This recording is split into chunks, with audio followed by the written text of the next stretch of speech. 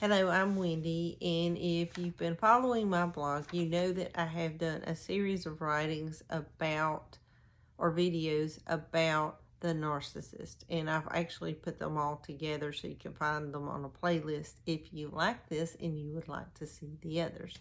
This is the Narcissist Part 5, and what I would like to talk to you about in this one is that God can make things that are dead to live again. And I would like to preface this by saying that this I specifically wrote targeting the narcissist, but it can apply to anyone in a certain area of their lives, or it can apply to many different people. But I'm focusing on the narcissist, and this is the Narcissist Part 5. God can make dead things live. We read about it in Nebuchadnezzar's life. Nebuchadnezzar was a prideful man. I would consider a narcissist. He thought, oh, I've made this great kingdom, and God took him down. God made him eat like a wild animal for a long period of time. And then he restored him. And when he restored him, he praised God. That was the first thing he did. The dry bones. In Ezekiel, he made the dry bones live again. In John 11, he made Lazarus live again. In 3 gospel accounts, it speaks about Jairus' daughter living again. These are resurrections. These are dead that were raised to life, or something dead that was raised to life. Not necessarily in Nebuchadnezzar. He was just set down and then restored. And when we're talking about restoration, Jesus restored eyesight in the Gospels. He made the lame to walk. You can read this in Matthew. He made the deaf to hear. You can read this in Mark.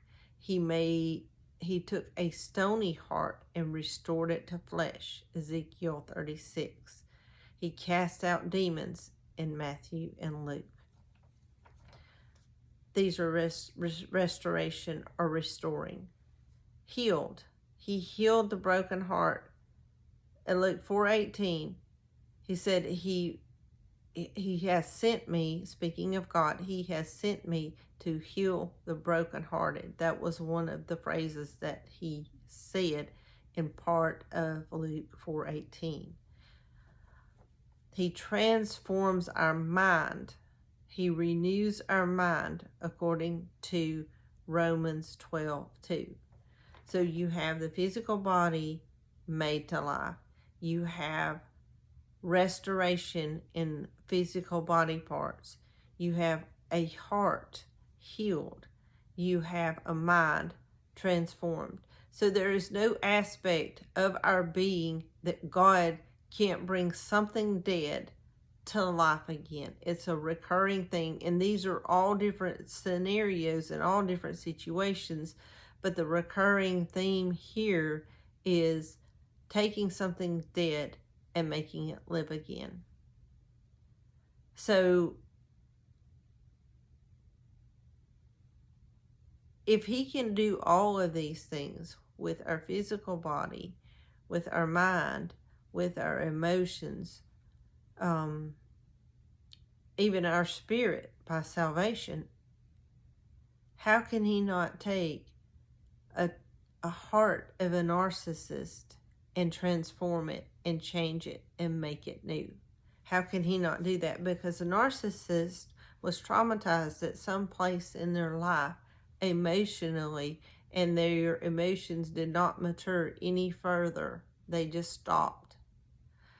But God can create in us a new heart. He has no bounds.